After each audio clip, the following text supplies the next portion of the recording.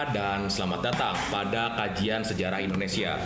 Pada kesempatan kali ini kita akan melanjutkan pembahasan kita mengenai sumber-sumber sejarah. Tapi sebelum itu, mungkin di sini kalian melihat saya tempatnya agak berbeda. Kalau misalkan biasanya saya merekam video ini, kalau tidak di kamar saya, ya di ruang BK tempat saya mengajar. Tapi kali ini saya merekamnya di sebuah kedai dekat rumah saya, yaitu kedai Makiwa ya, yang terletak di Buah Batu, Batu Indah, tepatnya di Jalan Parakan Asri ya. Makasih ya udah boleh minjem tempatnya buat rekaman. Nah, sekarang kita lanjutkan kepada pembahasan kita mengenai sumber-sumber sejarah. Yang mana sumber-sumber sejarah ini ia adalah jejak-jejak masa lalu yang dijadikan sebagai bahan informasi atau sumber oleh para sejarawan untuk meneliti dan menuliskan, atau istilah yang lebih ilmiahnya merekonstruksi peristiwa masa lalu. Kalian perlu tahu bahwa garis tipis antara karya sejarah dengan karya sastra, kalau misalkan karya sastra itu sangat dominan unsur imajinatif dari sastrawannya, karena dia adalah karangan ya.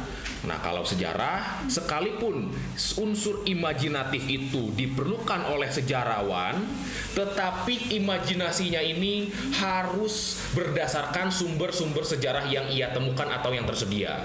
Karena kan yang namanya cerita sejarah harus berdasarkan bukti dan fakta-faktanya, bukan sekedar karangan. Ya, maka kita lihat satu persatu apa saja jenis-jenis sumber sejarah. Dimana kalau kita kategorikan ada jenis sumber sejarah berdasarkan sifatnya, ada pula jenis sumber sejarah berdasarkan wujudnya. Nah, kita lihat dari sifatnya dulu. Yang mana kalau jenis sumber sejarah berdasarkan sifatnya, yang pertama yaitu sumber primer. Ya, kalau kita berbicara soal sumber primer, berarti kita berbicara bukti-bukti sejarah yang secara wujud kebendaannya itu sezaman atau seumur dengan peristiwa sejarah yang dikaji. Makanya dia sebut sebagai bukti. Contohnya misalkan prasasti-prasasti peninggalan kerajaan Hindu-Buddha misalnya, atau bangunan-bangunan tua, monumen-monumen tua seperti Candi Borobudur, Candi Prambanan, Masjid Demak, terus apalagi Masjid Kesunanan Surakarta, atau misalkan katedral yang sudah ada sejak zaman dahulu, atau bangunan-bangunan Belanda yang lainnya, itu kita sebut sebagai sumber primer, yaitu bukti sejarah. Dan yang kemudian yang kedua yaitu sumber sekunder, yang mana sumber sekunder ini adalah sumber sejarah yang ditulis berdasarkan sumber primer. Sebetulnya selain sumber sekunder pun ada juga yang disebut sebagai sumber tersier. Contoh dari sumber tersier apa? Yaitu buku paket pelajaran sejarah yang kalian gunakan di sekolah. Ia dikategorikan sebagai sumber tersier secara sifatnya. Nah, apa saja contoh-contoh daripada sumber sekunder? Yang pertama, ia bisa berupa buku sejarah populer. Apa saja judulnya, yang penting tentang sejarah. Contohnya yang saya tunjukkan ini adalah, ini bisa dilihat. Ini adalah buku tentang Perang Dunia Kedua yang terjadi di front Eropa yang ditulis oleh P.K. Ojong, diterbitkan oleh Kompas ya. Atau misalkan artikel-artikel ilmiah yang diterbitkan oleh jurusan-jurusan sejarah yang ada di universitas. Misalkan artikel-artikel ilmiah yang ada di jurnal Historia yang diterbitkan oleh jurusan saya dahulu ya. Ini terbitan tahun 2008 ya. Ini adalah juga contoh sumber sekunder.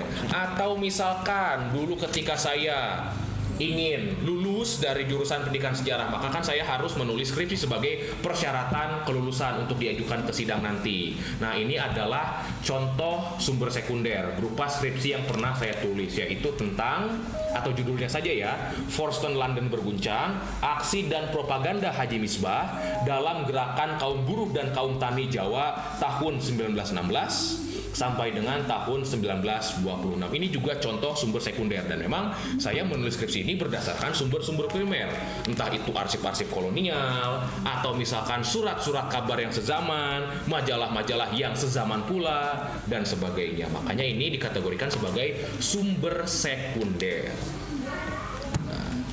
selanjutnya, selain berdasarkan sifatnya, sumber sejarah pun bisa dikategorikan berdasarkan wujudnya. Yang pertama yaitu sumber benda. Yang dimaksud sumber benda itu apa? Berarti dia adalah saksi bisu dari peristiwa sejarah yang sedang kita teliti. Contohnya misalkan yang disebut sebagai sumber benda yaitu prasasti, sekalipun di dalamnya ada tulisan, keterangan-keterangan tertulis, tetapi untuk mengkajinya, untuk melakukan tahap verifikasinya lebih dominan juga selain tulisannya ya, melihat dari sisi kebendaannya. Itu berbeda dengan surat kabar, berbeda dengan arsip kolonial, yang mana informasinya lebih dominan kita dapatkan dari isi teks tulisannya. Atau misalkan contoh lain daripada sumber benda yang lebih jelas dia adalah sumber benda, misalkan arca-arca dewa peninggalan zaman kerajaan Hindu-Buddha yang ada di candi misalkan, atau bahkan bangunan candinya. Tadi saya sempat menyebutkan Candi Borobudur, Candi Prambanan, Candi Gedong Songo, Candi Cangkuang, Masjid Agung Demak, dan sebagainya. Itu adalah contoh-contoh daripada sumber benda. Dilihat dari kebendaannya, dia adalah saksi bisu. Atau misalkan bisa juga batu-batu nisan raja-raja zaman kerajaan Islam, dia juga bisa dikategorikan sebagai sumber benda sekaligus sebagai sumber tulisan. Nanti juga akan saya jelaskan. Nah, yang kedua yaitu sumber tulisan, yang mana ini adalah sumber sejarah yang memberikan keterangan kepada sejarawan melalui teks isi tulisannya. Contoh-contohnya apa saja? Misalkan contohnya bisa berupa kalau yang juga bisa dimasukkan ke dalam sumber benda ya, ini adalah replika dari tablet ya, dari tablet tanah liat peninggalan peradaban bangsa Sumeria, yang kalau kita lihat dari tipologinya berdasarkan bentuk piktografnya dan sebagainya, ini kurang lebih kalau yang wujud aslinya ya dibuat sekitar antara 4.000 sampai dengan 3.000 tahun sebelum Masehi. Dari sisi tipologi piktogramnya, di sini ada simbol-simbol komoditas pertanian, perdagangan dan sebagainya, dan ada simbol-simbol angkanya yang kelipatan 60 kalau di peradaban Mesopotamia. Bisa kalian lihat di sini ya. Nah, ini contohnya.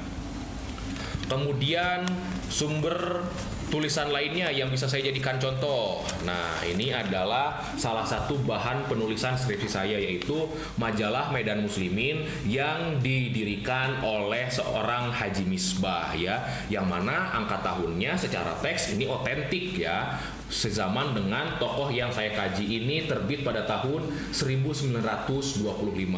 Kalau kalian ingat lagi konten saya yang sebelumnya mengenai langkah-langkah penelitian sejarah, kalau kita masuk ke tahap verifikasi untuk sumber yang satu ini, tentu secara kritik eksternal ini sudah tidak otentik karena dia hanyalah salinan. Kertasnya pun kertas yang zaman sekarang yang saya gunakan untuk fotokopi, tetapi secara teksnya ini otentik. Dan sebelum saya salin pun kan saya membacanya di sumber-sumber langsungnya yang otentik, yang kondisi kertasnya sudah coklat, bukan lagi kuning, bukan lagi mudah robek, tapi malah bisa jadi patah kertasnya karena sudah saking tuanya, usianya lebih dari 100 tahun ya.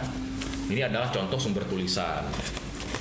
Atau contoh lainnya misalkan lembar-lembar negara yang diterbitkan oleh negara-negara tertentu. Misalkan ini adalah Rikblad negara Mangkunegaran ya, lembar negara Mangkunegaran yang membahas tentang perpajakan. Di sini ada tulisan blastingnya ya, yang ditulis dalam dua bahasa, yaitu bahasa Jawa dan juga bahasa Belanda. Yang satu menggunakan aksara Jawa, yang satunya lagi menggunakan huruf alfabet ya. Ini membahas tentang pajak.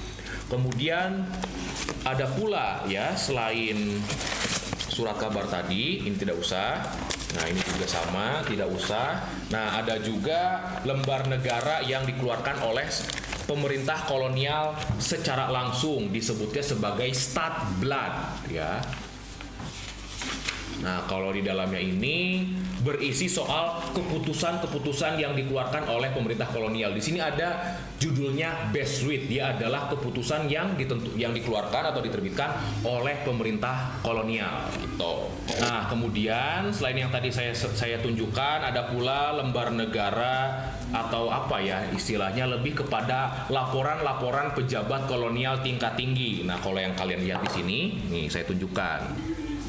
Nah, ini adalah laporan yang dikirimkan oleh Gubernur Jenderal Belanda saat itu, ya, Gubernur Jenderal Dirk Vogt, ya, kepada Minister van Kolonien yang ada di Belanda sana, atau Menteri Tanah Jajahan yang bernama De Graaf pada tahun 1923, yang melaporkan tentang terjadinya aksi pemogokan oleh buruh-buruh kereta api di bawah pimpinan Semaun dari organisasi Sarekat Islam Semarang pada tahun 1923. Bisa kalian lihat judulnya.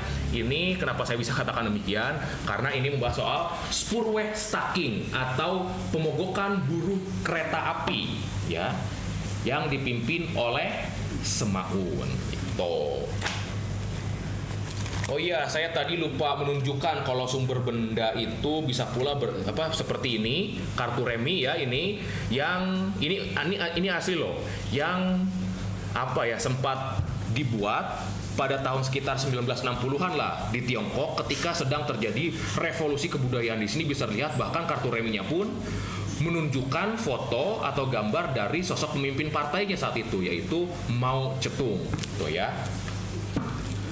Kemudian yang bisa dikategorikan entah itu sebagai sumber benda ataupun sumber tulisan, misalnya nih, ini adalah mata uang lembar uang rupiah Indonesia pada sekitar tahun 1960-an yang berkaitan dengan peristiwa konfrontasi dengan Malaysia. Di sini bisa dilihat nilainya 50 sen, kemudian gambarnya adalah gambar dari sukarelawan yang dilibatkan dalam konfrontasi tersebut. Tuh, ini ilmu bantunya kalau tidak salah bisa dikaitkan dengan ilmu bantu numismatik, ya, untuk melihat mata uang yang digunakan sebagai transaksi alat tukar di masa lampau. Nah, ini udah spesifik sumber tertulis. Kalau ini adalah semacam daftar harga sewa rumah saat itu yang berlaku di Sumedang. Untuk orang-orang yang ingin menyewa rumah, yang mana ini bisa kita gunakan untuk misalnya praktik diskriminasi yang dilakukan oleh pemerintah kolonial. Karena di sini untuk orang-orang Bumiputra, orang-orang Tionghoa atau orang asing lainnya, harga sewanya berbeda-beda. Loh, dari mana saya tahu bahwa ini diterbitkan atau keluar pada zaman Belanda? Karena mata uangnya masih Holden, bukan rupiah. Sekalipun ini sudah menggunakan bahasa Melayu, ya. Atau misalkan kalau kita mengkaji, misalkan masih sumber tulisan, ya, ingin mengkaji mengenai sejarah Timor Timur ketika ia pernah menjadi salah satu provinsi di Indonesia. Nah, pembangunannya bisa kita lihat dari filateli amplop suratnya. Ini juga termasuk ke dalam sumber sejarah yang, ya, di sumber benda bisa, sumber tulisan juga bisa, ya, dua-duanya lah. Kemudian yang terakhir masih sumber tulisan. Nah, ini jelas sumber tulisan. Kalau kita ingin mengkaji peristiwa aksi-aksi mahasiswa yang terjadi setelah peristiwa gerakan 30 September tahun 1965, kita bisa mengkajinya, mendapatkan sumber-sumber sejarahnya dari salah satu surat kabar yang judulnya saya punya, yaitu Surat Kabar Mahasiswa Indonesia yang terbit pada tahun 1967, ya, kurang lebih demikian. Nah, itulah jenis-jenis sumber benda atau contoh-contoh sumber benda dan juga sumber tulisan yang bisa saya tunjukkan. Nah, yang terakhir yaitu sumber lisan. Kalau sumber lisan, informasi mengenai masa lalunya itu diperoleh dari penuturan lisan yang kalau secara jenisnya bisa dibagi dua, yaitu sejarah lisan atau oral history, yang mana ia dituturkan secara langsung oleh pelaku sejarah atau saksi-saksi sejarah, ya. Misalkan, anggaplah kita berada di tahun 1950. Kita ingin meneliti tentang sejarah peristiwa proklamasi. Tentu tokoh-tokoh pelaku proklamasinya masih hidup seperti Soekarno, Bung Hatta dan sebagainya yang bisa kita wawancarai secara langsung. Itu disebut sebagai oral history atau sejarah lisan.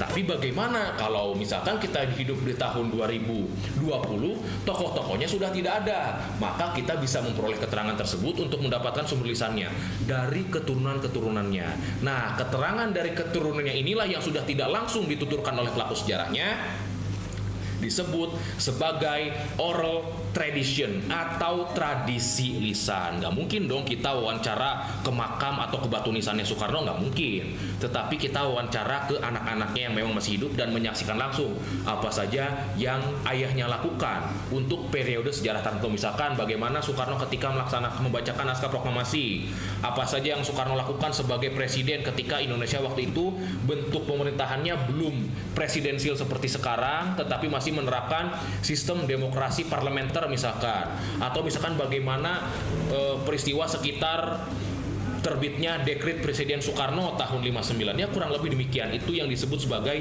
tradisi lisan, tidak dituturkan langsung oleh pelakunya tetapi oleh orang lain yang menyaksikan atau oleh keturunan-keturunan tokoh sejarah yang bersangkutan. Nah, terakhir perlu kalian ketahui, ini catatan penting ya, bahwa di dalam sumber sejarah berdasarkan sifatnya, hal yang paling membedakan antara sumber primer dengan sumber sekunder yaitu terletak pada sentuhan sejarawan atau penulis sejarah pada sumber yang bersangkutan. Kalau sumber sekunder sudah jelas, di situ sudah ada campur tangan sejarawannya. Sedangkan kalau sumber primer, nanti dulu. Banyak dari sumber-sumber primer yang memang dia tercipta tidak disengaja bisa dijadikan sebagai sumber sejarah di kemudian hari. Misalkan majalah, tabloid, dan sebagainya itu kan tidak dimaksudkan untuk diwariskan dalam warisan sejarah umat manusia, tetapi setelah berlangsung waktu 50-an tahun, ratusan tahun, fisiknya masih ada dan bisa digunakan sebagai sumber sejarah. Ada kalau misalkan tadi yang sumber primer dengan sumber sekunder itu perbedaannya terletak pada campur tangan penulis sejarahnya. Dan kalau mengenai sumber tulisan tadi ya saya sudah sempat singgung bahwa ada sumber tulisan yang memang disengaja untuk keperluan sejarah, misalkan autobiografi atau biografi yang ditulis langsung atau ditulis secara langsung berdasarkan penuturan dari pelaku sejarah yang bersangkutan, atau misalkan memori yang pernah ditulis Westerling misalkan, atau autobiografinya Soekarno berdasarkan wawancara Cindy Adams ya ketika mewawancarai Presiden Soekarno. Judul bukunya kalau dalam bahasa Indonesia yaitu Soekarno penyambung lidah rakyat. Atau misalkan apalagi ya, langsung saja kalau misalkan yang tidak sengaja yang sengaja untuk keperluan sejarah misalkan berupa lembar-lembar negara dan sebagainya, itu kan bisa dimaksudkan untuk bisa dibaca di kemudian hari. Misalkan ada dokumen-dokumen tertentu yang ketika peristiwanya masih terjadi dia saat itu sebagai dokumen rahasia, tetapi nanti 50 tahun berikutnya secara aturan naskah, secara aturan arsip itu baru boleh ditampilkan ke publik. Ya, kurang lebih demikian. Nah, inilah mengenai sumber-sumber sejarah yang bisa saya jelaskan kepada kalian. Terima kasih kepada kalian. Mohon maaf atas kekurangan-kekurangan yang saya lakukan baik sengaja atau tidak dalam pembuatan atau proses rekaman video ini. Nah, saya ucapkan sampai jumpa, merdeka.